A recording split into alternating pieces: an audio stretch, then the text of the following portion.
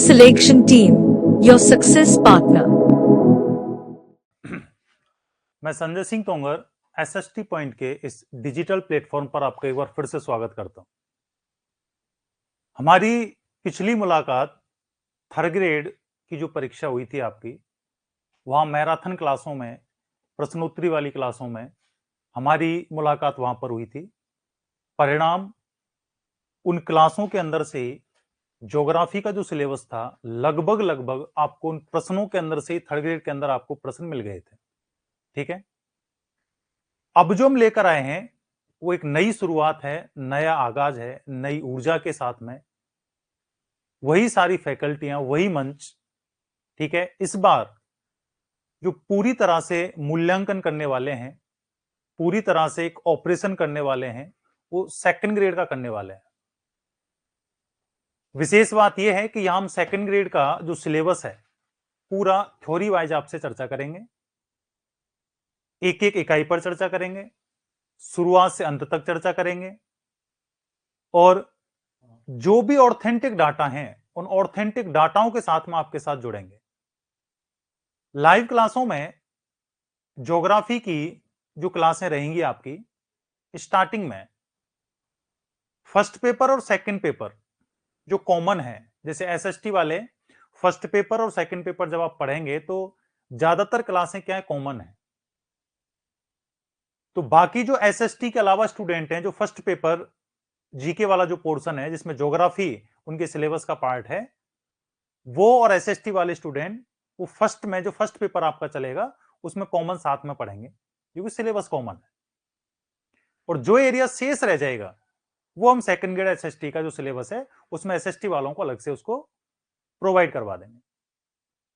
Geography second grade का RPSC का जो सिलेबस है, लगभग इसमें सब कुछ आ जाता है। राजस्थान, इंडिया और वर्ल्ड, कुछ इकाइयों को छोड़ दिया जाए तो लगभग कंप्लीट है। मेरा कहने का मतलब यह है कि अगर आप एसआई की परीक्षा दे रहे हो, ठीक है, आप आरएस की परीक्षा दे रहे हो, और राजस्थान में और भी जो निचले स्तर की परीक्षाएं हैं, इस एक तैयारी से आप उनकी भी आराम से तैयारी कर सकते हो। सिलेबस क्या है, आपकी तैयारी की आधारशिला है, आधार है, नींव है। सिलेबस जब तक आप नहीं समझोगे, आगे की चीजें आप एक तरह से ऐसे चल रहता है कि हमें यही नहीं पता कि आगे हम पढ़ने वाले क्या है, सिलेबस में क्राइटेरिया क्या है, कौन सी चीजें हम कहां पर किस प्रकार से तैयार करें, एक प्लेटफॉर्म क्या रहता है, एक शुरुआती इकाइयां क्या रहती हैं, सेकंड कौन सी रहती है, थर्ड कौन सी रहती है, फोर्थ कौन सी रहती है। तो एक पूरा क्या होता है इसके अंदर प्रोसेस में हम उसको समझेंगे कि हमें आगे करना क्या है, हम आगे पढ़ने क्या वाले हैं, वो हम सिलेबस में डिस्कस करेंगे इस पर। तो ज्योग्राफी के फर्स्ट पेपर में अगर मैं चर्चा करूं आपसे, सेकंड ग्रेड में जो आपका सिलेबस है, लास्ट में आप पिछला जो पेपर हुआ उसमें कुछ चेंज भी हुआ था, वो पूरा अपडेट है अब तक का। ठीक है, तो ये जो आपका सिलेबस है ज्योग्राफी का, इसमें आपकी भौतिक विशेषताएं, जलवायु, जल निकासी, वनस्पति, कृषि, पशुधन, डेयरी विकास, जनसंख्या वितरण, वृद्धि, साक्षरता, लिंगानुपात, जनजाति, उद्योग और प्रमुख पर्यटन केंद्र हैं। अब एक बार आप इसको समझो। पूजा, मीना, राहुल, नमस्कार सभी को, नमस्कार। तो एक बार आप इसको देखो, ये राजस्थान के संदर्भ में है। ठीक है, ये राजस्थान के संदर्भ में दे रखा है। भौतिक विशेषताएं, फिजिकल स्ट्रक्चर ऑफ राजस्थान या फिजिकल फीचर ऑफ राजस्थान। अब आप कहोगे सर इसमें स्थिति विस्तार नहीं है क्या? हम ये मानते हैं कि भौतिक प्रदेश जो है, फिजिकल जो स्ट्रक्चर है, उसी से जुड़ा हुआ रूप होता है स्थिति विस्तार का। क्योंकि जब तक आपको स्थिति विस्तार ही नहीं आता है, आप भौतिक प्रदेश कैसे समझोगे बताइए? जब तक आपको यही नहीं पता कि 33 जिलों का निर्माण, उनकी भौगोलिक सीमाएं, उनकी स्थिति कहां पर है, तो आप कैसे तैयारी करोगे आगे? तो हमारा यह मानना है कि भले ही यहां आपको डायरेक्ट स्थिति विस्तार नहीं लिखा हुआ है, लेकिन स्थिति विस्तार भौतिक प्रदेश से ही जुड़ा हुआ रूप होता है। तो सबसे पहले हम इस पे जो चर्चा करेंगे राजस्थान के संदर्भ में, वो आपका पहला चैप्टर होगा स्थिति एवं विस्तार। क्लियर? स्थिति एवं विस्तार पे चर्चा करेंगे, और स्थिति एवं विस्तार में हम पढ़ने क्या वाले हैं आगे? तो इसमें हम पढ़ेंगे साहब सबसे पहले राजस्थान की भौगोलिक सीमाएं। ठीक है, और ये जो भौगोलिक सीमाएं होती हैं, इनको हम दो भागों में डिवाइड करते हैं। एक तो होती है साहब एक तो होती है यहां पर वास्तविक सीमाएं और एक होती है काल्पनिक सीमाएं। मैं पूरा फॉर्मेट समझा रहा हूं कि इसमें आपको पढ़ना क्या है। वास्तविक सीमाओं को फिर हम आगे चल के दो हिस्सों में डिवाइड कर देते हैं। एक तो होती है स्थलीय सीमा, ठीक है, और एक होती है जलीय सीमा, यानी लिथोस्फीयर बाउंड्री हो गई ये वाली, और ये हाइड्रोस्फीयर बाउंड्री हो गई, जलीय सीमा हो गई। और काल्पनिक सीमाओं का निर्धारण करते हैं अक्षांश एवं देशांतर, जो एसएसटी वालों के डायरेक्ट सिलेबस में तो है ही अक्षांश देशांतर, सेकंड पेपर के अंदर वहां तो हम डायरेक्ट ही चर्चा करेंगे इस पर, लेकिन यहां हम स्थिति विस्तार में चर्चा करेंगे। स्थलीय सीमा को हम आगे चल के दो हिस्सों में डिवाइड कर देते हैं। एक होती है अंतर राष्ट्रीय सीमा, ठीक है, और एक होती है अंतर राज्य सीमा। और जलीय सीमा राजस्थान तो बनाता नहीं है, भारत के संदर्भ में चर्चा करते हैं क्योंकि ये सागर और महासागरों से निर्मित होती है। तो स्थिति विस्तार में जब हम पूरा फॉर्मेट समझेंगे राजस्थान का, कि राजस्थान की बाउंड्रीज कितने प्रकार की हैं, कितने जिले स्थलीय सीमा पर हैं, कितने आंतरिक हैं, ठीक है, कौन से अंतरराष्ट्रीय सीमा बनाते हैं, कौन से अंतरराज्यीय सीमा बनाते हैं, कौन से इंटरनल में आते हैं, संभागों की स्थिति क्या है, पूरा फॉर्मेट इसमें समझेंगे। वो आपका पहला चैप्टर होगा स्थिति विस्तार। उसके बाद में फिर क्षेत्रफल, क्षेत्रफल में बड़े जिले, छोटे जिले, राजस्थान की आकृति, अक्षांशीय और देशांतरीय स्थिति, ये हम पहले चैप्टर के अंदर पढ़ते हैं। मतलब अगर आपने भवन या मकान की नींव आप बना रहे हो, किसी भवन का निर्माण करने वाले हो, तो उसका पहले आप क्या बनाओगे, प्रारूप बनाओगे ना, फॉर्मेट बनाओगे कि आपको मकान का निर्माण कैसे करवाना है, कितने रूम्स हैं, मेन फ्रंट कहां पर है, बाउंड्रीज कितनी है, कितने हाइट पे लेना है, वो क्या होता है, उसकी स्थिति है, वो उसका विस्तार है। दूसरा जो चैप्टर आता है आपका, दूसरा जो चैप्टर आता है आपका, वो ये भौतिक विशेषताएं हैं। तो मकान या नींव में किसका उपयोग आपने किया है, उसका स्ट्रक्चर किससे खड़ा हुआ है, वैसे हम फिजिकल स्ट्रक्चर में पढ़ते हैं। फिजिकल स्ट्रक्चर जो राजस्थान का है वो आपको पता है, मरुस्थलीय हिस्सा है आधे से ज्यादा, पर्वतीय हिस्सा है, मैदानी हिस्सा है और पठारी क्षेत्र है। इसको हम चार हिस्सों में ओवरऑल डिवाइड करके पढ़ते हैं भौतिक विशेषताओं के अंदर। और भौतिक विशेषताओं में जब पूरा फॉर्मेट देखते हैं कि साहब वीसी मिश्रा ने इसके 7 भाग किए, श्री रामलोचन ने 2 वृहद, 4 मध्यम, 12 लघु प्रदेशों में राजस्थान को डिवाइड किया, प्रोफेसर सक्सेना, प्रोफेसर तिवाड़ी, ठीक है, इन्होंने राजस्थान को 4 भागों में डिवाइड किया। महाद्वीपीय उच्चावच में हम राजस्थान को 3 भागों में डिवाइड करते हैं। तो इन सब की जानकारी हम इसमें लेकर आते हैं, ठीक है। पूजा मीना, पॉलिटिकल की क्लास लगेगी आपकी, बहुत जल्दी लगेगी। अभी आपकी 10 घंटे क्लासें चलेंगी कल से, और शुरुआत में 10 घंटे क्लास है, मेरे हिसाब से बहुत बड़ा एरिया हो जाता है अभी से, ठीक है। हाँ, इकोनॉमिक्स की भी लगेगी, सारी क्लासें लगेंगी, ठीक है। हाँ, अब आप इधर देखो, ज्योग्राफी के अंदर अपने दिमाग में ये रहता है कि राजस्थान तो लगभग हम सभी पढ़ते हैं। राजस्थान आप पढ़ते हो, कंपटीशन के अंदर टोटल लड़ाई कितने प्रश्नों की रहती है, मतलब रहने जो स्टूडेंट बिल्कुल सिलेक्शन के पास में रहते हैं, 2-3 प्रश्नों से, 4 प्रश्नों से। और आपने देखा होगा जनरली कठिन प्रश्न हमसे गलत नहीं होते, हमसे गलत होते हैं इजी प्रश्न। तो अब जैसे ये चैप्टर है आपके स्थिति विस्तार, भौतिक प्रदेश, हमें ये लगता है कि हमें ये सारे आते हैं, लेकिन आजकल आप देखो परीक्षक कितने अंदर से प्रश्न पूछ रहा है, बहुत डीपली जाकर प्रश्न पूछ रहा है। अभी तो मैं आपसे प्रश्न यहां तो नहीं पूछ सकता, वो तो कल से स्टार्टिंग होंगी सारी चीजें। कल से मैं आपको ऐसी चीजें ढूंढ ढूंढ के निकाल के लाऊंगा कि आपको लगेगा कि अब तक हमारा ध्यान इन चीजों पे कभी गया ही नहीं था। हम केवल ये चीजें तैयार कर रखी थी हमने, लेकिन इससे रिलेटेड करके जो प्रश्न आजकल पूछे जा रहे हैं वो वास्तव में प्रश्न अच्छे हैं। लगता है कि ये ज्योग्राफी में से प्रश्न पूछे जा रहे हैं, ऐसे प्रश्न इसमें से पूछे जाते हैं। तो भौतिक प्रदेश की जैसे मैं चर्चा करूं, तो कई वैज्ञानिकों ने, भूगोलवेत्ताओं ने अपने अपने अनुसार राजस्थान का क्या किया, भौतिक वाचन किया। जब हम राजस्थान के 4 हिस्से पढ़ते हैं, मरुस्थली, पठारी, मैदानी और पर्वतीय भाग, तो मरुस्थल की विशेषताएं क्या होती हैं, पर्वतों की विशेषताएं क्या होती हैं, पठारी प्रदेशों की विशेषताएं क्या होती हैं, मैदानी क्षेत्रों की विशेषताएं क्या होती हैं, ये पूरा स्ट्रक्चर जब हम समझते हैं तो आगे जो हम खनिज पढ़ते हैं, मिट्टी जैसे राजस्थान की तो यहां सिलेबस में नहीं है, ठीक है, इंडिया की सिलेबस में है। तो यहां पर मिट्टी राजस्थान के कौन से क्षेत्र में कौन सी मिट्टी मिलेगी, फिजिकल स्ट्रक्चर में क्लियर हो जाता है। कौन से क्षेत्र में कौन से खनिजों का एरिया सबसे ज्यादा है, वो फिजिकल स्ट्रक्चर से ही समझ में आता है हमें। मतलब राजस्थान की पूरी संरचना दूसरे भौतिक प्रदेश यानी दूसरे चैप्टर के अंदर हमें अच्छे से समझ में आ जाती है कि हमें आगे पढ़ना क्या है और इसकी मूलभूत विशेषताएं क्या होती हैं, ये हम फिजिकल स्ट्रक्चर में करते हैं, ठीक है। आगे दे रखा है जलवायु, क्लाइमेट, इसको समझो। अगर मैं चर्चा करूं जलवायु की, अब ये जैसे राजस्थान के संदर्भ में बात कर रहे हैं जलवायु, तो जलवायु में सबसे पहले तो हम जलवायु का अर्थ यहां समझते हैं, क्योंकि कई बार तुमसे जलवायु का अर्थ ही पूछ लेता है। वायुमंडलीय घटक, तापमान, वायुदाब, आर्द्रता, हवाएं, इनकी दीर्घकालीन स्थिति जो बड़े विस्तृत भौगोलिक क्षेत्र को प्रभावित करती हैं, उनकी औसत दशाएं जो 35 से 50 वर्ष की ली जाती हैं, उसको जलवायु कहते हैं। फिर ऋतु, उसके बाद मौसम। इनका सामान्य अर्थ पढ़ने के बाद में, ठीक है, हम जब आगे बढ़ते हैं इस जलवायु चैप्टर के अंदर, तो हम सबसे पहले इसमें पढ़ते हैं पृथ्वी की गतियां। अब आप देखो, पृथ्वी की गतियां सेकंड ग्रेड के एसएसटी वाले पोर्शन में तो डायरेक्ट सिलेबस के अंदर है, वहां तो इसको हम ज्यादा डिटेल में पढ़ेंगे, ठीक है। और यहां पर जो हम पृथ्वी की गतियां पढ़ रहे हैं जलवायु के अंदर, ये इंडिया हो चाहे राजस्थान हो चाहे वर्ल्ड हो, मेन जो पृथ्वी की गतियां हैं, परिभ्रमण और परिक्रमण, उनके क्या क्या प्रभाव पड़ते हैं, कौन सी गति से क्या प्रभाव पड़ता है, वो हम पृथ्वी की गतियों के अंदर मतलब जलवायु के अंदर पढ़ते हैं। फिर इसके बाद में हम पढ़ते हैं जलवायु के अंदर ताप कटिबंध, टेम्परेचर जोन। ताप कटिबंध मतलब सौर्य विकिरण के आधार पर हम पृथ्वी को कितने हिस्सों में डिवाइड कर सकते हैं। भाई एक क्षेत्र में सौर्य विकिरण सीधी पड़ती है, वो तो उष्ण ताप कटिबंध में आएगा, हॉट क्लाइमेट जोन के अंदर आएगा। एक में तिरछी पड़ती है, वो शीतोष्ण ताप कटिबंध में आएगा, 23.5 से 66.5 दोनों गोलार्धों में, ठीक है।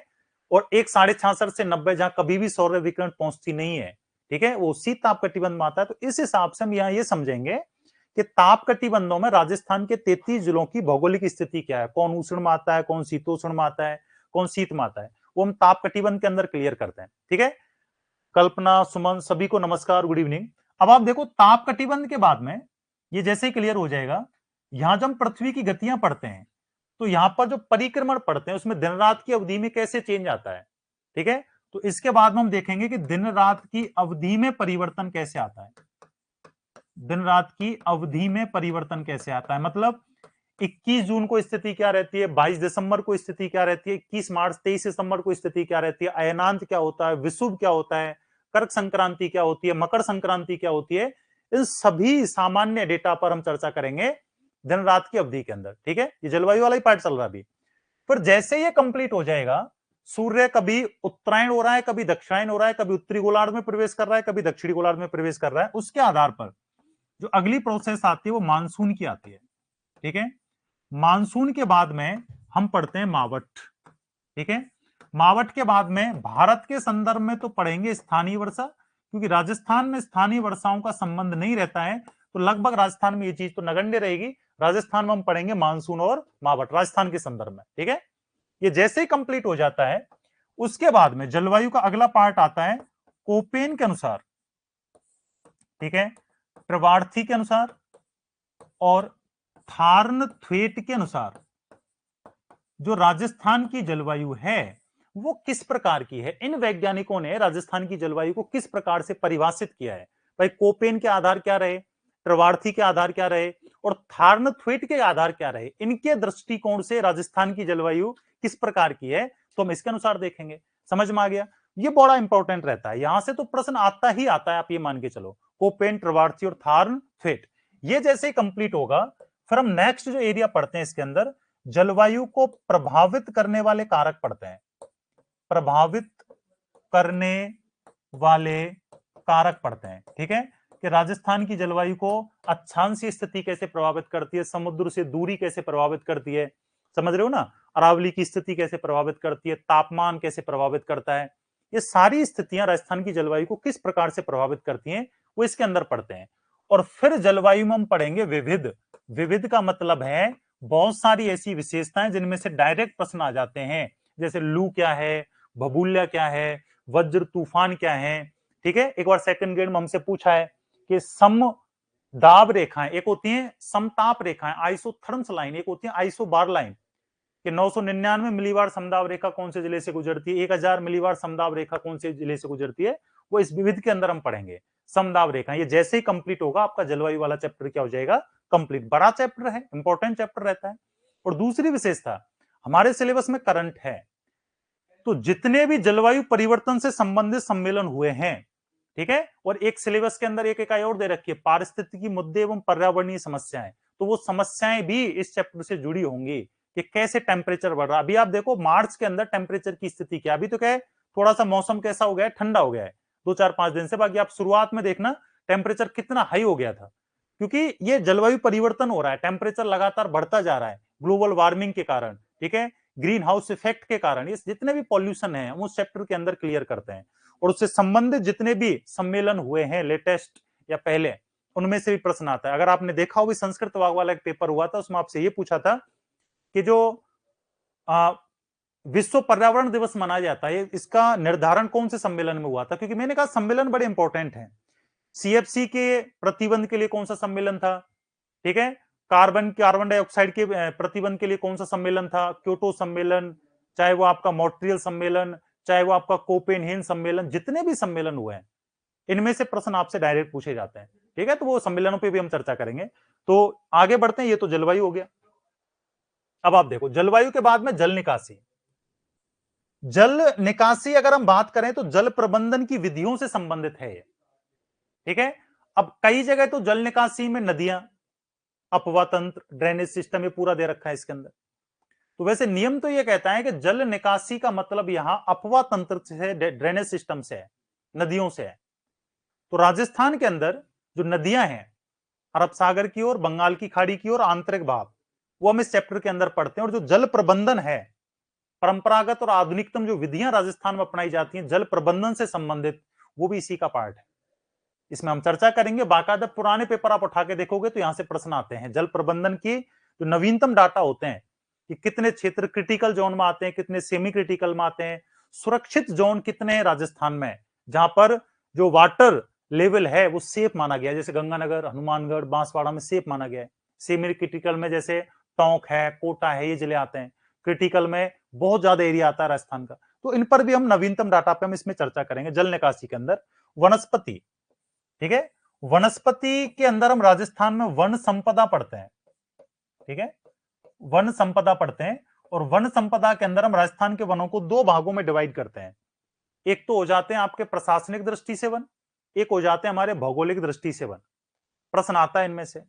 भौगोलिक दृष्टि से वनों को हम 5 भागों में डिवाइड कर देते हैं। Teak arid forest, deciduous forest, धोकड़ा के वन, मरुस्थलीय वन, ठीक है, और आपके अर्ध उष्ण सदाबहार वन। ये 5 प्रकार के वन पड़ते हैं।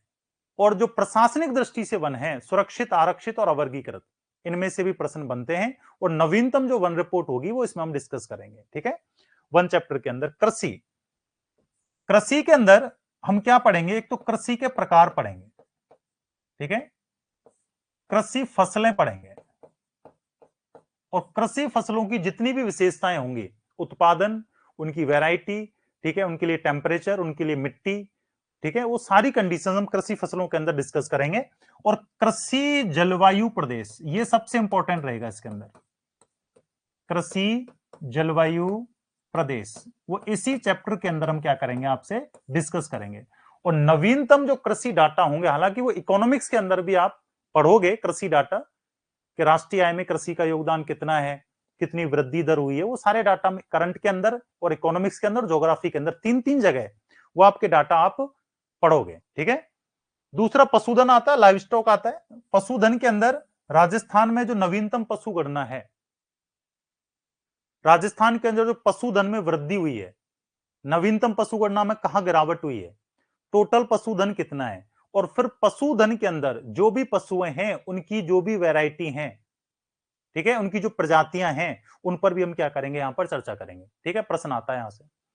डेयरी विकास जो इसी से संबंधित है राजस्थान के अंदर, जितना भी डेयरी विकास, हालांकि ये चीजें इकोनॉमिक्स के अंदर भी आती हैं। अगर मैम इनको कंप्लीट करवाती हैं तो आप ये ज्योग्राफी में नहीं पढ़ोगे, और अगर मैं कंप्लीट करवा देता हूं तो फिर आप इकोनॉमिक्स में नहीं पढ़ोगे, क्योंकि यहाँ पशुधन हो गया, डेयरी विकास हो गया, जनसंख्या वितरण हो गया, ये सब क्या है, ये जनगणना 2011 है पूरी, यहां से लिंगानुपात यहां तक पूरा जनजाति तक, ठीक है। अब आप देखो यहां पर, अब आप जनसंख्या पढ़ रहे हो, जनसंख्या वितरण पढ़ रहे हो, एक तो जनसंख्या वितरण वर्ल्ड ज्योग्राफी के अंदर भी देखेंगे, ठीक है। एक हम यहां पर राजस्थान और भारत के संदर्भ में जो जनसंख्या पढ़ रहे हैं वो 2011 के अनुसार पढ़ेंगे, क्योंकि अभी नवीनतम डाटा तो आया ही नहीं। अभी जो नवीनतम 2021 की जनगणना है उसके डाटा अभी हमारे पास है नहीं। अगर डाटा तब तक आ जाते हैं तो अपडेट करवा देंगे, नहीं तो हम 2011 वाली पे चर्चा करेंगे, जिसमें हम राजस्थान में जनसंख्या का आकार, वृद्धि दर, साक्षरता दर, लिंगानुपात और जनजातियों की जो स्थिति है, जनजाति चैप्टर इतिहास के अंदर भी हम पढ़ते हैं। कुछ चैप्टर ऐसे हैं अगर वो इतिहास में कंप्लीट हो जाएगा तो ज्योग्राफी में हम नहीं पढ़ेंगे, कुछ चैप्टर इकोनॉमिक्स के अंदर कंप्लीट हो जाते हैं तो हम यहाँ ज्योग्राफी में चर्चा नहीं करेंगे, वो आपको धीरे धीरे पता लग जाएगा कि कौन सा चैप्टर कहां पर होगा। क्लियर, ठीक है। उद्योग हो गए, उद्योगों में राजस्थान के अंदर कृषि आधारित उद्योग और खनिज आधारित उद्योग जितने भी हैं इसमें चर्चा करेंगे। और सबसे इंपॉर्टेंट बात क्या है, ये कुछ चैप्टर ऐसे हैं, जैसे उद्योग हो गया, ये ऐसे चैप्टर हैं जिसमें आप पेपर से पहले अनुमान लगा सकते हो कि लगभग इसमें से प्रश्न कहां से आएगा, क्योंकि ये सब करंट में होते हैं। करंट के अंदर इनके लिए कितना परसेंट निर्धारित किया गया है, किसमें कौन सी एमएसएमई नीति लागू की गई है, नवीनतम औद्योगिक नीति कौन सी है, अभी सरकार ने क्या प्रयास किए हैं, बजट में इसके लिए क्या प्रयास किए हैं, कहां पर औद्योगिक बस्तियां स्थापित करने जा रहे हैं, वो सब कुछ अपडेटेड होता है इसके अंदर। करंट में पहले प्राथमिकता दी जाती है। वो सारे तथ्यात्मक जानकारी तो यही, आप सीमेंट उद्योग पढ़ रहे हो, ठीक है, सूती वस्त्र उद्योग पढ़ रहे हो, वो तो सब डाटा बचपन से पढ़ते आ रहे हो आप, लेकिन प्राथमिकता उसको देनी है जो करंट में कुछ इसमें अपडेट हो रहा है, प्रश्न वहां से पूछे जाते हैं, वो हम उद्योगों के अंदर पढ़ते हैं, ठीक है। और प्रमुख पर्यटन केंद्र, तो पर्यटन भी क्या है, पर्यटन भी तो उद्योगी हो गया ना, तो पर्यटन उद्योग तो हम कहां पढ़ लेंगे, उद्योगों के अंदर ही। और प्रमुख जो पर्यटन केंद्र हैं, अब आप देखो, अगर मैं इतिहास के अंदर जाऊं, प्रमुख मंदिर हैं, प्रमुख दुर्ग हैं, ठीक है, किले बावड़ी, ये जितने भी हैं, ये आप कल्चर के अंदर पढ़ लेते हो, लिखा हुआ है ना पर्यटन केंद्र। तो पर्यटन केंद्र जो ज्योग्राफी के अंदर हम पढ़ रहे हैं, भाई कोई राष्ट्रीय उद्यान है इंपॉर्टेंट, जैसे राजस्थान में कोई घूमने के लिए आ रहा है रणथंभौर में, तो वो तो हम कहां पढ़ेंगे, ज्योग्राफी के अंदर पढ़ेंगे। लेकिन जो दुर्ग हैं, ठीक है, आपके मंदिर हैं, बावड़ियां हैं, वो हम कहां पढ़ते हैं, कल्चर के अंदर पढ़ते हैं। आ रहा तो वो किसके अंदर है, प्रमुख पर्यटन केंद्र के अंदर ही आ रहा है। और उद्योगों में हम यहां पर पढ़ लेंगे पर्यटन उद्योग। समझ में आ रहा है, बहुत इंपॉर्टेंट डाटा है ये लाइन तो केवल दो ही लिखी हुई है, लेकिन प्रश्नों का परसेंट देखोगे तो हर एक से कम दो प्रश्न, एक प्रश्न 100% बनता ही बनता है। और बहुत इजी वे में आते हैं, यहां से ज्यादा खींचतान नहीं करनी, इसमें फालतू के डाटा नहीं पढ़ना है, ठीक है। अगला पेज देखो आप,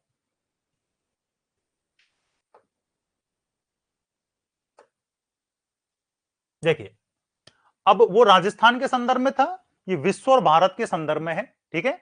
general knowledge of world and India, world के संदर्भ में बात करें तो महाद्वीप और महासागर और उनकी विशेषताएं, क्योंकि जब हम वर्ल्ड ज्योग्राफी शुरू करते हैं तो वर्ल्ड ज्योग्राफी शुरू करने से पहले हमें यह तो पता हो कि महाद्वीप महासागरों की उत्पत्ति कैसे हुई, ठीक है। ऋतु गांधी, कोई नोटिफिकेशन नहीं आता क्लास का, बिल्कुल आपकी समस्या मैंने नोट कर ली है, अभी मैं टेक्निकल टीम को बता दूंगा और नेक्स्ट में आपके लिए नोटिफिकेशन आ जाएगा कंफर्म, ठीक है।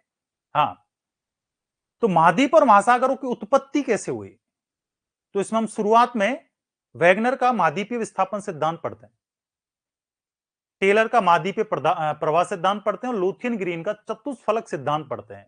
मेरा यह मानना है कि जब आप ये तीन सिद्धांत पढ़ लोगे तो आपको अच्छे से पता लग जाएगा कि महाद्वीप और महासागरों की उत्पत्ति कैसे हुई, क्यों हुई, वर्तमान लोकेशन इनकी यहीं पर क्यों है। वो वैगनर के सिद्धांत से सारी चीजें क्लियर हो जाती हैं। जैसे आपको यह पता लग जाएगा कि 7 महाद्वीप और 5 महासागरों की स्थिति किस, अब आप कहोगे सर महासागर तो एनसीईआरटी में 4 ही दे रखे हैं, क्या हमें भी पता है एनसीईआरटी में 4 दे रखे हैं, लेकिन महासागर टोटल है 5, उसकी पूरी व्यवस्था पूरी लोकेशन में चर्चा करूंगा आगे, जैसे हम महाद्वीप और महासागरों पर पहुंचेंगे।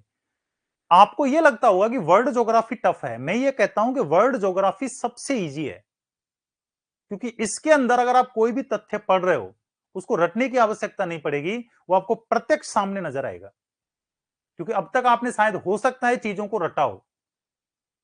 यहां ज्योग्राफी के अंदर आपको एक भी तथ्य रटने की आवश्यकता नहीं पड़ेगी, यह आपको प्रत्यक्ष यहां नजर आएगा कि आपको कौन सा डाटा किस प्रकार से तैयार करना है। और एक बार पढ़ने के बाद में शायद आपको पढ़ने की आवश्यकता पड़ेगी नहीं, क्योंकि मैं जिस मेहनत से वो डाटा आपको प्रोवाइड करवाऊंगा और जो तरीके हम यहां पर अपनाएंगे वो अब तक सफल हुए हैं जहां भी हमने यूज किए हैं, ठीक है, उस हिसाब से हम यहां पर इनको लेंगे। तो महाद्वीप महासागर और उनकी विशेषताओं का मतलब यह हो गया कि कौन कितने महाद्वीप उष्ण ताप कटिबंध में आ रहे हैं, कौन से शीतोष्ण में आ रहे हैं, कौन से शीत में आ रहे हैं, कौन से कनेक्ट हैं, कौन से अंगारा लाइन के भाग हैं, कौन से गोंडवाना लाइन के भाग है, अटलांटिक महासागर कहां सीमा लगा रहा है, हिंद कहां लगा रहा है, प्रशांत कहां लगा रहा है, ठीक है। ये सारे ओवरऑल इनकी विशेषताओं पर हम चर्चा करेंगे।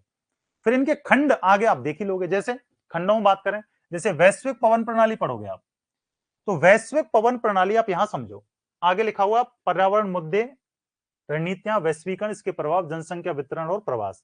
तो वैश्विक जो पवन प्रणाली है, ठीक है, पवन जो तंत्र है, इसको मूलतः हम दो भागों में डिवाइड कर देते हैं।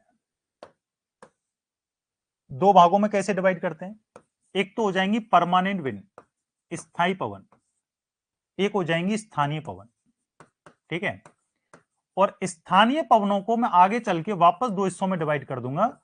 एक साइड में हम पढ़ रहे हैं गर्म एवं ठंडी पवनें, ठीक है, और इसी का एक रूप हो जाएगा इधर सामरिक पवन या सामयिक पवन बोलते हैं इनको, सामयिक पवन, ठीक है। एक हिस्सा ये हो जाएगा। पहले हम इस पे आते हैं। स्थायी जो पवन है, परमानेंट, जो पूरे पृथ्वी पर संपूर्ण वर्ष एक निश्चित दिशा में चलती हैं, वो स्थायी पवन होती हैं, जिसमें हम तीन प्रकार की पवनें पढ़ते हैं। एक तो व्यापारिक, एक पछुआ, और एक पढ़ते हैं हम ध्रुवीय पवन, ठीक है। और इधर गर्म और ठंडी पवनें जो हम पढ़ते हैं, देखो दोनों ही स्थानीय हैं, लेकिन दोनों में अंतर क्या है?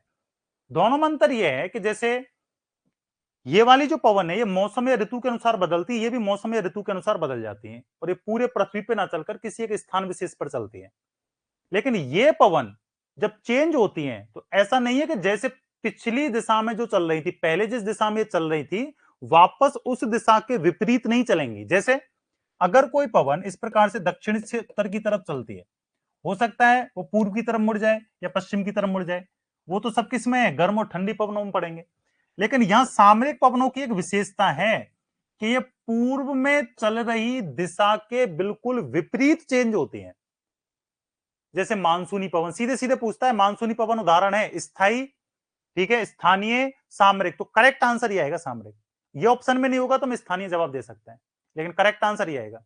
जैसे स्थलीय समीर, जलीय समीर, स्थल से जल और जल से स्थल, चक्रवात, और एक होता है प्रति चक्रवात, साइक्लोन एंड एंटी साइक्लोन।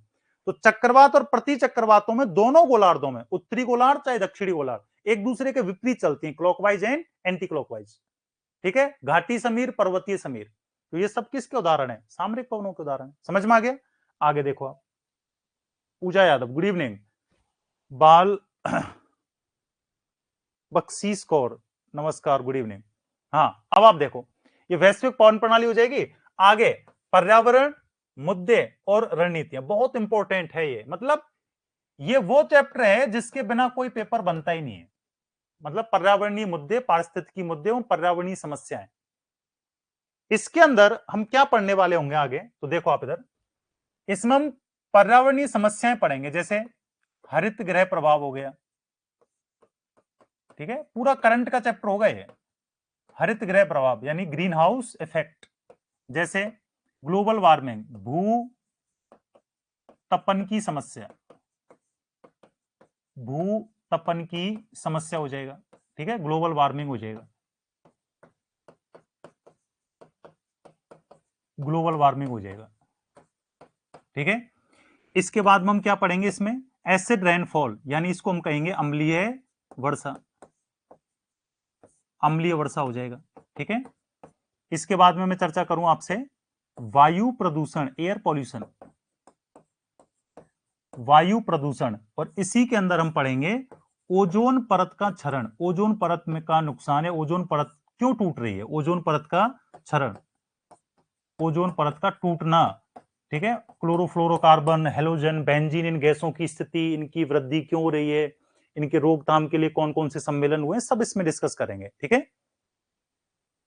हाँ, अभी क्लास 6 बजे स्टार्ट हुई है, ठीक है। हाँ, ये वायु प्रदूषण के अंदर पढ़ेंगे। इसके बाद में हम क्या पढ़ेंगे? इसके बाद में पढ़ेंगे हम जल प्रदूषण। तो जल प्रदूषण के अंदर जो भी नदियां प्रदूषित हैं और जल प्रदूषण की मेन समस्याएं क्या हैं, कहां ये सर्वाधिक देखने को मिलेगा, उस पर चर्चा करेंगे, ठीक है। इसके बाद में हम पढ़ेंगे मृदा प्रदूषण, मिट्टी के अंदर कौन कौन सी समस्याएं हैं, वो इसके अंदर हम डिस्कस करेंगे, आगे मैं चर्चा करूं। इसके बाद हम क्या पढ़ेंगे? आपने सुना होगा कि सबसे खतरनाक प्रदूषण जो मानव के लिए सबसे ज्यादा हानिकारक है, कई बार हम पढ़ते हैं, और इसमें से प्रश्न भी बड़े शानदार आते हैं। यहां तो है, इनका परसेंट तो सबसे ज्यादा है, ठीक है। आपने सुना होगा कि यूरेनियम, थोरियम, प्लूटोनियम और रेडियम, ये चारों आणविक खनिज हैं। इनका उपयोग हम किस में करते हैं? इनका उपयोग करते हैं परमाणु बम और परमाणु ऊर्जा बनाने में। और याद रखना, इससे जो पॉल्यूशन होता है इसको एटमिक पॉल्यूशन कहते हैं। ठीक है, हाँ।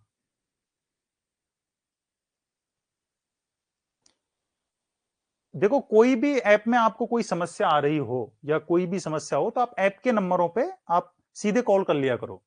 हाँ, आपकी क्लास नहीं चल रही है, कुछ भी आपको नहीं मिल रहा है, नोटिफिकेशन नहीं आ रहा है, तो आपको जो नंबर्स दिए हुए हैं ना उन पर आप डायरेक्ट कॉल कर लिया करो, तत्काल आपका समाधान कर दिया जाएगा। ठीक है, हाँ। तो यहां पर मैं चर्चा कर रहा था कि जो पॉल्यूशन होगा जिसको हम एटमिक पॉल्यूशन कहते हैं, तो ये जो एटमिक पॉल्यूशन है इसको रेडियो धर्मी प्रदूषण कहा जाता है। ठीक है, रेडियो धर्मी प्रदूषण। इसके लिए जिम्मेदार गैसें नहीं है, इसके लिए जिम्मेदार खनिज हैं, यूरेनियम, थोरियम, प्लूटोनियम, रेडियम। इस पर भी हम इसमें चर्चा करेंगे। ठीक है, इसी के अंदर समस्या आ जाती है मरुस्थलीकरण। ठीक है, मरुस्थलीकरण का पूरा डाटा, नवीनतम डाटा इसके अंदर हम डिस्कस करते हैं। अब ये सारी समस्याएं पारिस्थितिकी मुद्दे और पर्यावरणीय समस्याओं के अंदर हम पढ़ते हैं। जनरली इस चैप्टर को स्टूडेंट छोड़ देते हैं, मोटा मोटा इसमें देख लेते हैं, लेकिन कंफर्म है इसमें से 2 प्रश्न आते ही आते हैं, क्योंकि ये कई जगह से जुड़ा हुआ है। जब हम नदियां पढ़ते हैं उसके अंदर ये जुड़ा हुआ है, मिट्टी से ये जुड़ा हुआ है। ठीक है, थार वगैरह जब हम पढ़ते हैं, मरुस्थल जब हम पढ़ते हैं उससे ये जुड़ा हुआ है, मतलब कहीं ना कहीं ये लिंक हो रहे हैं। और करंट के साथ साथ देखो आपकी थ्योरी से भी ये जुड़े हुए हैं, ये पूरा चैप्टर जुड़ा हुआ है, करंट में भी आ रहा है उधर भी आ रहा है, दो दो जगह जुड़ा हुआ है। साइंस के अंदर भी ये चैप्टर आता है, साइंस वाले स्टूडेंट जो पढ़ते हैं उसके अंदर भी ये पूरी डिटेल में ये चैप्टर आता है, जीके के अंदर भी है, एसएसटी के अंदर भी है, सभी जगह ये चैप्टर जुड़ा हुआ है, इसलिए इंपॉर्टेंट है। ठीक है, आगे देखो आप, तो आगे यहां तक हो गया वैश्वीकरण। वैश्वीकरण पॉलिटिकल के अंदर भी हम देखते हैं कि सरकार ने क्या क्या प्रयास किए हैं, ज्योग्राफी के अंदर भी देखते हैं। ठीक है, कि उद्योगों के अंदर कौन कौन सी छूट गवर्नमेंट ने दे रखी है, वैश्वीकरण, उदारीकरण, निजीकरण, ये सारी प्रोसेस हम इसके अंदर पढ़ते हैं।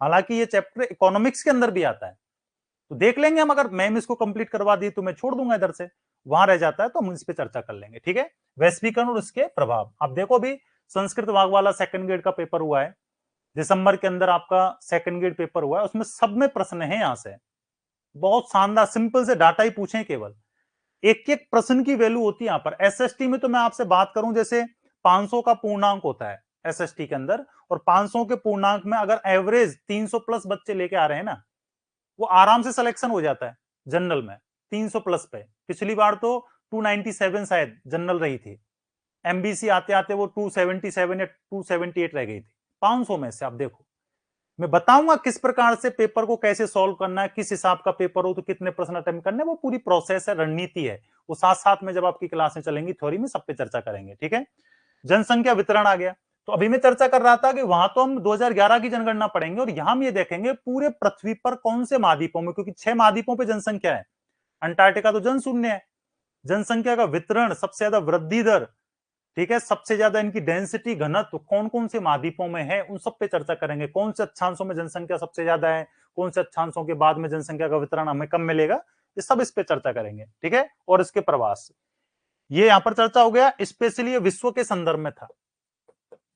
ठीक है, विश्व के संदर्भ में। और मेरा ये मानना है जब आप ये कंप्लीट करोगे ना यहां से, तो एक प्रश्न भी गलत नहीं होना चाहिए यहां से। ठीक है, बहुत इजी पैटर्न पे प्रश्न बनते हैं यहां से। आगे आ जाता है इंडिया के संदर्भ में, तो सबसे पहले वही भौतिक विशेषता यानी फिजिकल स्ट्रक्चर। तो भौतिक विशेषताओं से पहले मैंने क्या बोला, आपको स्थिति विस्तार पढ़ना ही पड़ेगा भारत का, क्योंकि जब तक आपको यही नहीं पता होगा कि भारत की स्थलीय सीमा से लगे पड़ोसी देश कौन से हैं, भाई त्रिपुरा की स्थिति कहां लगती है, उत्तराखंड कहां सीमा लगाता है, केंद्र शासित प्रदेश जो है 8, उन 8 केंद्र शासित प्रदेशों की जलीय स्थिति कहां पर है, अंतरराष्ट्रीय सीमा कौन से बनाते हैं, आंतरिक श्रेणी में कौन से आते हैं, तब तक आप भौतिक विशेषताएं कैसे समझ सकते हो, क्योंकि वो इसी से जुड़ा हुआ चैप्टर है। और स्थिति विस्तार के अंदर हमें यह पता लग जाएगा कि हम हैं कहां, भारत का क्षेत्रफल कहां तक विस्तृत है, हमारी जलीय सीमाएं कहां तक है, हमारी स्थलीय सीमा कहां लगती है, चाइना के साथ में कौन से राज्य और केंद्र शासित प्रदेश बाउंड्रीज बनाते हैं, उस सीमा को क्या कहते हैं, निर्धारण कब हुआ। क्योंकि जैसे हम करंट में पढ़ते हैं विवाद, हालांकि सिलेबस में राजस्थान की करंट है, लेकिन विवादित जो मुद्दे हैं, जैसे पेंगोंग झील है, आपने पढ़ लिया कि साहब पेंगोंग झील लद्दाख श्रेणी में, लद्दाख के अंदर है, और उसी लद्दाख श्रेणी में खरदुंगला दर्रा है। एक तो आप रट्टा लगा रहे हो, जब तक आपको यही नहीं पता लगेगा कि लद्दाख कहाँ है, जम्मू कश्मीर कहाँ है, हिमाचल प्रदेश कहाँ है, उत्तराखंड कहाँ है, तब तक आप चीजों को कैसे समझोगे? क्योंकि हमारा उद्देश्य रटवाना नहीं है, चीजों को समझाना है। ठीक है, आपके माइंड में बिल्कुल स्टेप बाय स्टेप उनको उतारना है। जैसे प्रश्न आपके सामने आए तुरंत आप जवाब दे सको और उस लोकेशन तक आप पहुंच सको कि ये पूछना क्या चाह रहा है। ठीक है, तो स्थिति विस्तार हो जाएगा। उसके बाद भौतिक प्रदेश, मानसून प्रणाली, मतलब कंप्लीट जलवायु नहीं है। अगर कंप्लीट जलवायु होती तो हम इसमें कोपेन भी पढ़ते, ट्रवार्थी भी पढ़ते, थानथेट भी पढ़ते। ओनली मानसूलन सिस्टम दे रखा है इसके अंदर, तो हम केवल मानसून पर ही चर्चा करेंगे भारत के संदर्भ में। समझ में आ गया? ओके, आगे जल निकासी, वही नदियां पढ़ेंगे इसके अंदर। भारत के संदर्भ में नदियां दो प्रकार से पढ़ते हैं, हिमालय से निकलने वाली और प्रायद्वीपीय पठार पर बहने वाली। और हिमालय से निकलने वाली नदियां संसार की युवा नदियां होंगी, और प्रायद्वीपीय पठार पर बहने वाली प्राचीनतम नदियां होंगी, जैसे गोदावरी है, कृष्णा है, कावेरी है, दामोदर है, नर्मदा है, ताप्ती है। ठीक है, और हिमालय से निकलने वाली युवा क्यों है? क्योंकि हिमालय विश्व का सबसे नवीनतम पर्वत है, उसके बाद में वहां से नदियों का क्या हुआ है? उद्गम हुआ है। इस प्रकार से हम नदियों की में डिटेल में चर्चा करेंगे। वनस्पति हो गया, तो भारत के अंदर जब हम वन पढ़ते हैं, ठीक है, उष्ण कटिबंधीय सदाबहार वन, उष्ण कटिबंधीय मानसूनी वन, उष्ण कटिबंधीय शुष्क वन, उष्ण कटिबंधीय मरुस्थलीय वन, ज्वारीय वन और पर्वतीय वन। 100% 1% तो आता ही आता है, कोई नहीं रोकेगा, वहां से दो भी हो सकते हैं। और नवीनतम जो वन रिपोर्ट होगी उसमें भी हम इस पे क्या करेंगे? चर्चा करेंगे वनस्पति के अंदर। और ऊर्जा संसाधन, ये नवीनतम जोड़ा है। ठीक है, ऊर्जा संसाधन हम यहां दो हिस्सों में डिवाइड करेंगे। एक तो ऊर्जा के होंगे परंपरागत स्रोत, परंपरागत स्रोत, और एक हम इसमें डिवाइड कर देंगे गैर परंपरागत स्रोत। इसको एक पेज पे ही देख लो आप। ऊर्जा के अंदर जैसे हम दो प्रकार से स्रोतों को डिवाइड करते हैं, एक तो हो जाता है परंपरागत स्रोत, ठीक है, और एक हम पढ़ते हैं गैर परंपरागत स्रोत। अब कई बार बच्चे कहते हैं कि सर इनका अर्थ कैसे निकालें? अब परंपरागत का मतलब है कि मानव प्राचीन समय से ही उपयोग करता आ रहा है, हमारे पूर्वज जिनका उपयोग करते हुए आ रहे हैं। एनसीईआरटी की बुक में दे रखा है कि 1947 से पहले जिनका मानव ने उपयोग कर लिया था, वो सब तो किधर आते हैं? परंपरागत में आते हैं। और 1947 के बाद से लेकर आज तक हम जिनका उपयोग कर रहे हैं वो गैर परंपरागत में आते हैं। एक विशेषता तो ये आती है। दूसरी ये आती है कि लगभग जिनका नवीनीकरण स्वतः हो जाता है, बहुत अल्प समय में पुनः नवीनीकरण हो जाता है उनका, वो तो गैर परंपरागत में आते हैं। लगभग जिनका नवीनीकरण नहीं होता, लगभग बोला है मैंने, वो किस में आ जाते हैं? परंपरागत में। ठीक है, अब जैसे इनको देखना हो हमें, तो देखिए परंपरागत स्रोतों में अगर मैं आपसे चर्चा करूं तो एक तो आ जाएगी परमाणु ऊर्जा, ठीक है, एटॉमिक पावर, परमाणु ऊर्जा। दूसरा अगर मैं आपसे बात करूं तापीय विद्युत, तापीय विद्युत यानी कि थर्मल पावर, थर्मल पावर। फिर इन थर्मल पावर प्लांटों को हम दो भागों में बांट देते हैं, एक क्रिटिकल और एक हो जाते हैं सुपर क्रिटिकल, वो आगे की प्रोसेस है। और ये तापीय विद्युत में तीन का उपयोग होता है। किस किस का? तो एक तो कोयला, डायरेक्ट पूछ लेता है कोयला किसका उदाहरण है? परंपरागत का। ठीक है, एक आ जाएगा पेट्रोलियम, खनिज ईंधन, पेट्रोलियम, ठीक है, और एक आ जाएगा आपका प्राकृतिक गैस, प्राकृतिक गैस। ये सब किसमें है? परंपरागत में। तीसरा हो जाएगा यहां हाइड्रो पावर, जल विद्युत बांधों का निर्माण करके जब पानी टरबाइन पे गिरता है, टरबाइन घूमता है, तो उससे जल विद्युत का उत्पादन होता है। ठीक है, ये किसमें आ रहे हैं? ये परंपरा, बड़ा इंपॉर्टेंट डाटा है ये, इसमें से प्रश्न आता ही आता है।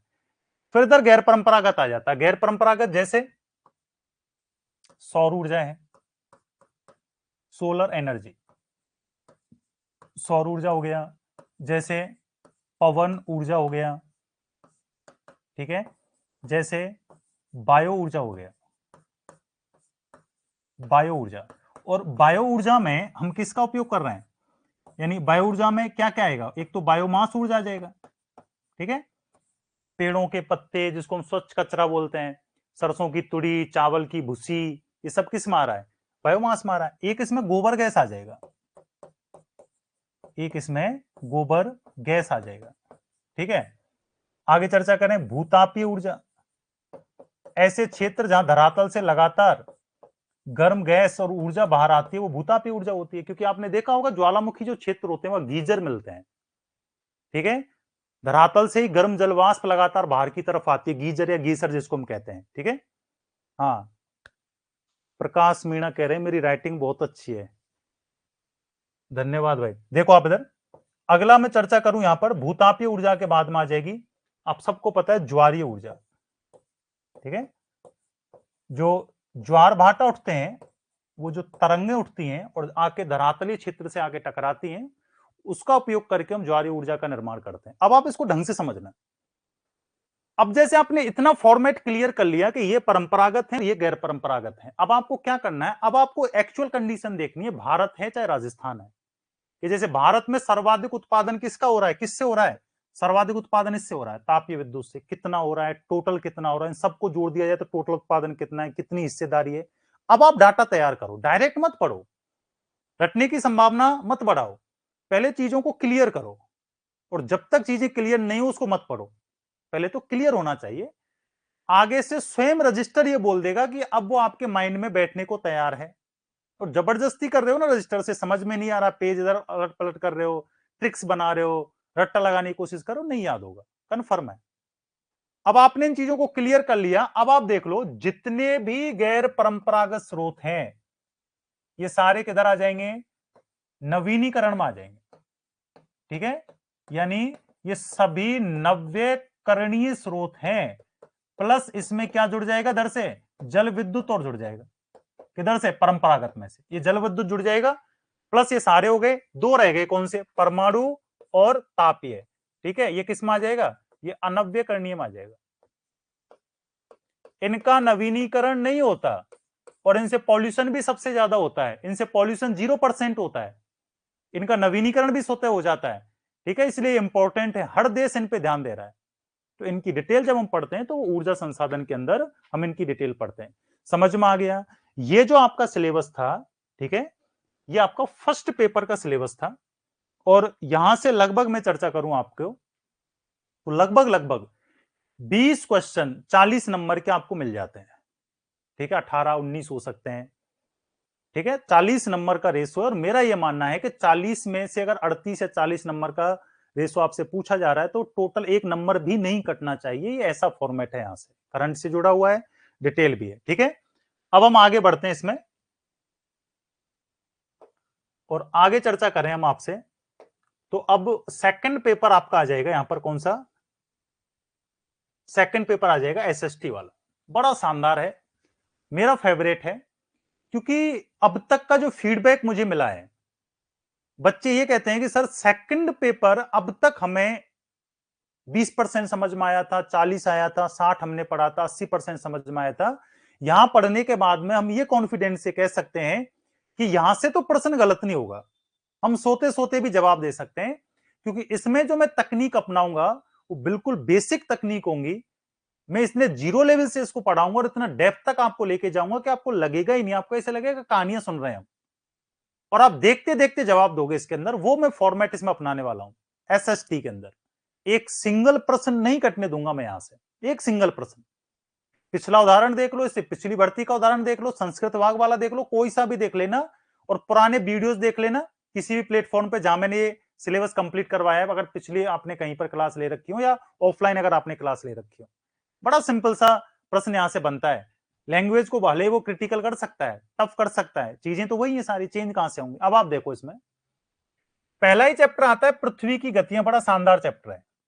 ठीक है, तो रोटेशन एंड रिवोल्यूशन, परिभ्रमण और परिक्रमण, पृथ्वी की हम गतियां पढ़ते हैं और इतना डीपली इन चीजों को यहां समझते हैं कि आपको लगेगा कि अब तक हम क्या पढ़ रहे थे।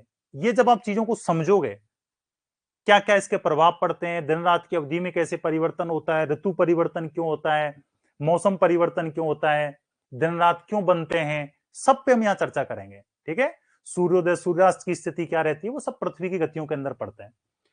ठीक है, और उनके प्रभाव। आगे आता है लैटिट्यूड एंड लॉन्गिट्यूड, अक्षांश एवं देशांतर। हमारी जो काल्पनिक सीमाएं निर्धारित होती है ना, वो अक्षांश और देशांतर से होती हैं।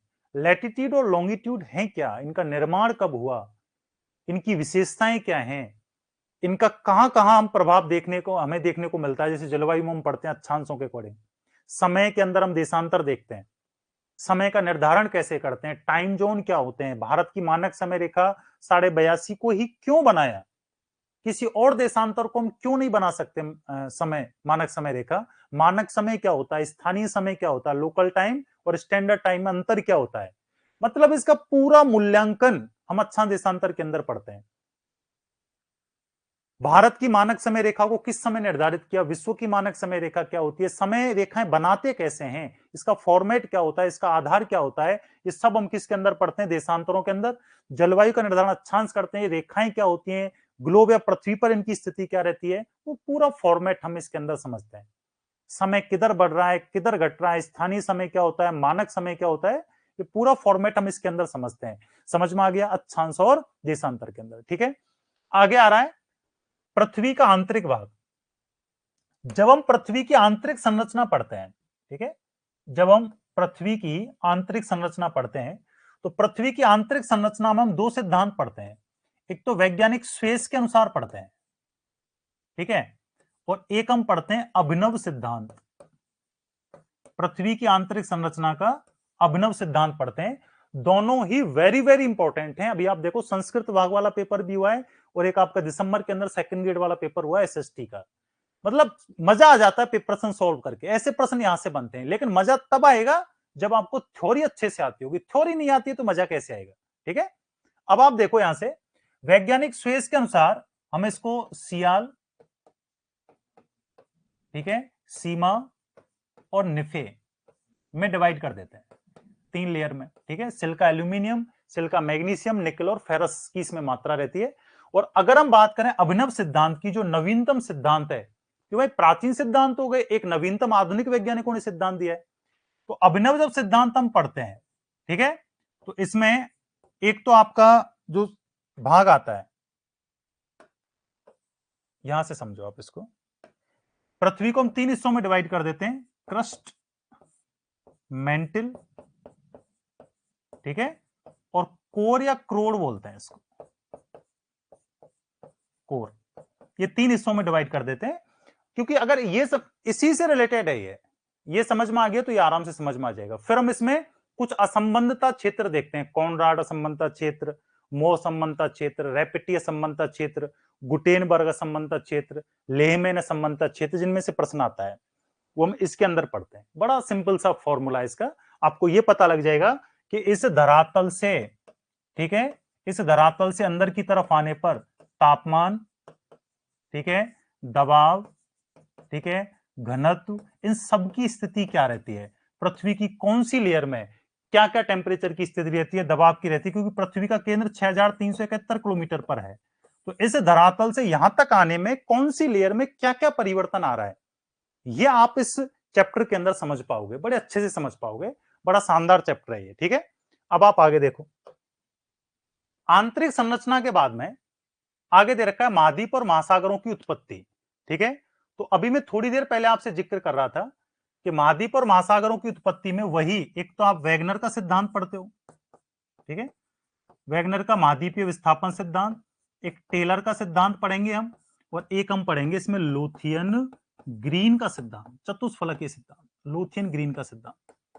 ये 3 सिद्धांत पढ़ते हैं और उनकी विशेषताओं पे हम चर्चा करते हैं कि उनकी क्या क्या विशेषताएं होती हैं। ठीक है, ये हम इसमें पढ़ लेते हैं।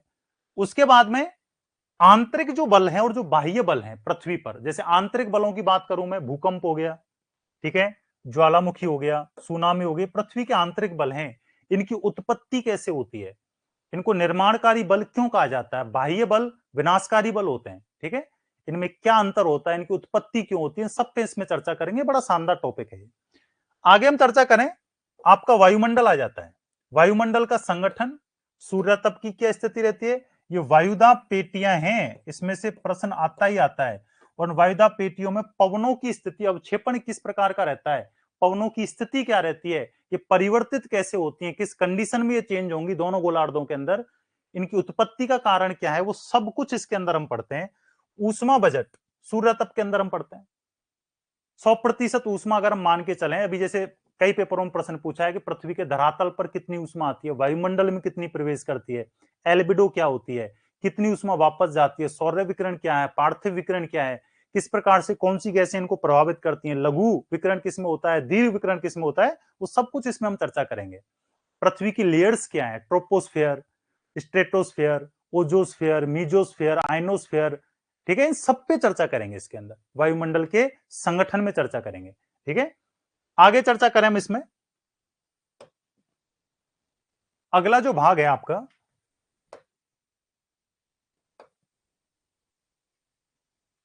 महासागरीय धाराएं।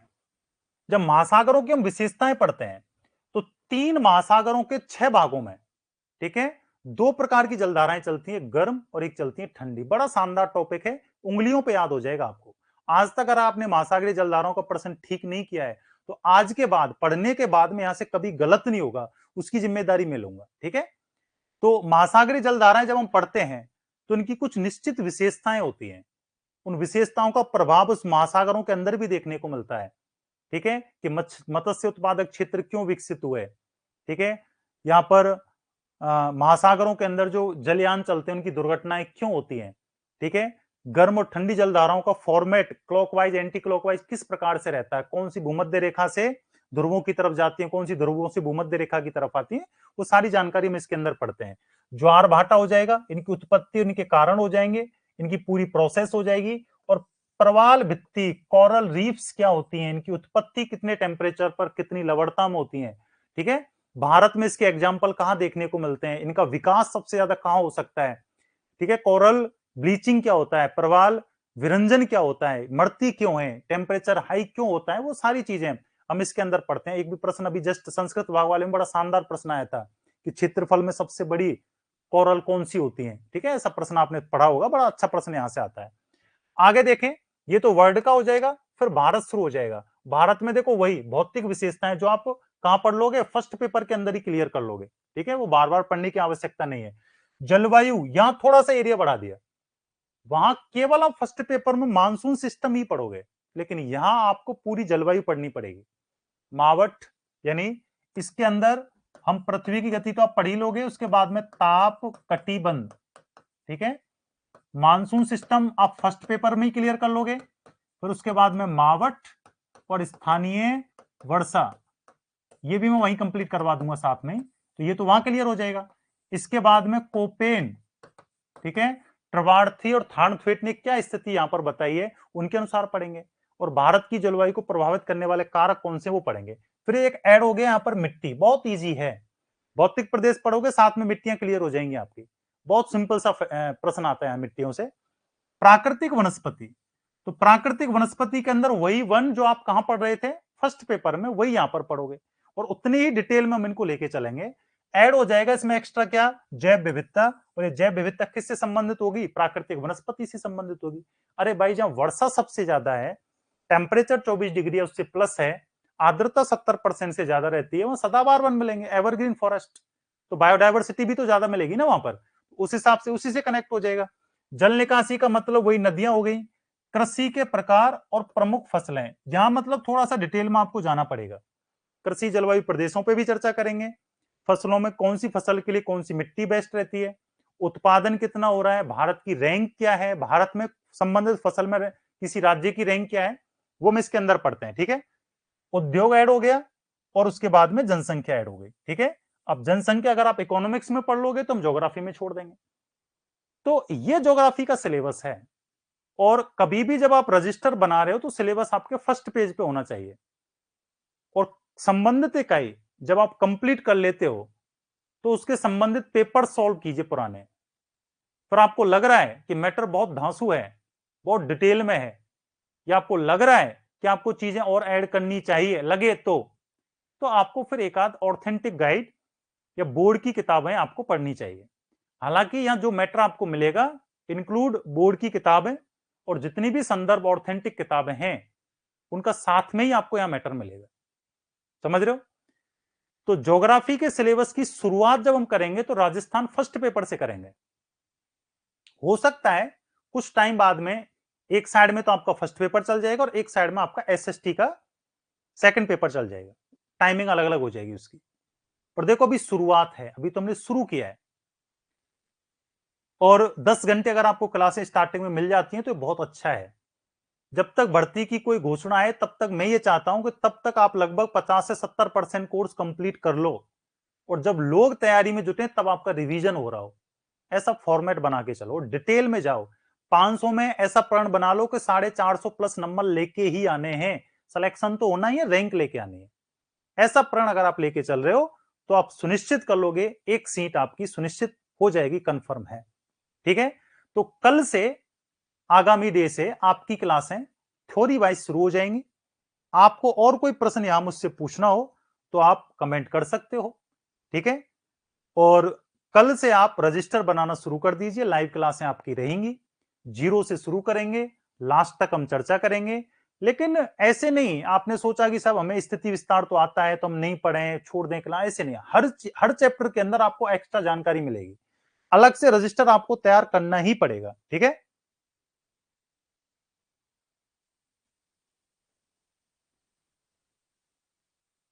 सर जितना आप करवाओगे उतना ही पढ़ लें। ऋतु देखो, अब तक तो ऐसा हुआ है कि जितना पढ़ा दिया, जितनी आपकी परसेंट जाती है, उससे एक्स्ट्रा मैटर आपके सिलेबस में रजिस्टर में होता है। लेकिन देखो हम सेकंड ग्रेड की तैयारी कर रहे हैं, और सेकंड ग्रेड की तैयारी का मतलब यह है कि आप रजिस्टर तो पढ़ो ही, वो तो पढ़ना ही है, लेकिन आपकी स्वयं की तसल्ली के लिए आप एक दो गाइड देखो मार्केट के अंदर। जब आप गाइड देखोगे, जब आपको लगेगा कि गाइड में कुछ एक्स्ट्रा नहीं है, हमारा रजिस्टर ही सफिशियंट है, तब आपका मोटिवेशनल जो है ना, अंदर से जो अभिप्रेरणा है वो बढ़ जाएगी। आपको लगेगा कि रजिस्टर में सफिशियंट मैटर है, हमसे बाहर से पढ़ने की आवश्यकता नहीं है। तो मेरा तो ये मानना है कि आप देखो, बोर्ड की किताबें देखो। बोर्ड की किताबों में मैटर शॉर्ट मिलता है लेकिन अच्छा मिलता है। ठीक है, मंडे से या संडे से, मुझे कंफर्म नहीं है, आपको मैसेज मिल जाएगा राहुल। ठीक है, आपकी क्लासें शायद मेरे हिसाब से तो कल से ही है, लेकिन एक बार और कंफर्म कर लूंगा मैं। मंडे से होंगी तो मंडे से शुरू हो जाएंगी। ठीक है, बुक अभी आप मत लेके आओ, अभी आप केवल रजिस्टर तैयार करो, मोटा रजिस्टर बनाओ। फर्स्ट पेपर का और सेकंड पेपर का एक बना सकते हो, फर्स्ट पेपर शुरू में ले लो, सेकंड पेपर लास्ट में ले लेना। ठीक है, और उसके अंदर आप क्रम वाइज गैप दे दे के आप रजिस्टर को तैयार करो। ज्योग्राफी के अंदर अलग अलग पेन यूज करो कलर्ड के, और उसको सिस्टमेटिक ढंग से तैयार कर लो। एक बार वो ग्रंथ जब तैयार हो जाएगा ना, तब आपको उसकी वैल्यू पता लगेगी कि आपने क्या तैयार कर लिया है। पर आप कोई सा भी पेपर उठाकर देखोगे ना, वो रजिस्टर के अंदर होगा। और स्पेशल इसमें क्या होगा कि आप चीजों को समझोगे, यहां पर थ्योरी वाइज चीजों को जब आप समझोगे तो आपको लगेगा कि हाँ मजा आ गया। ठीक है,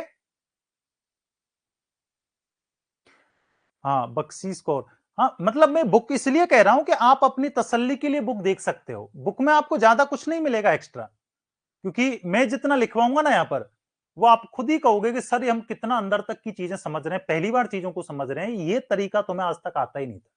वो चीज थोड़ा सा आप यहाँ एक्स्ट्रा समझोगे।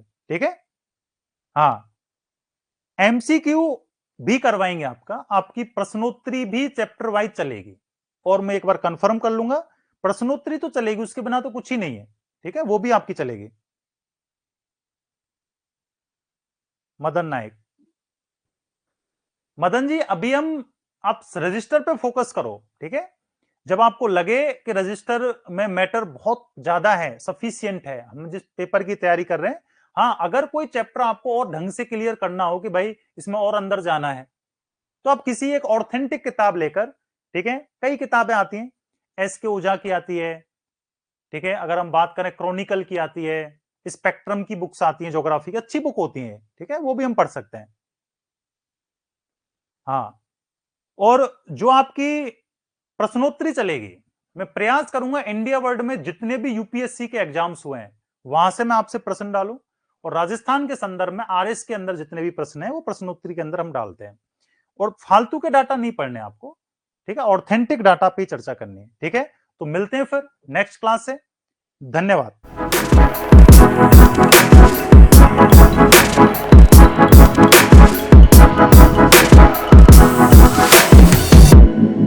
Super Selection Team, your success partner.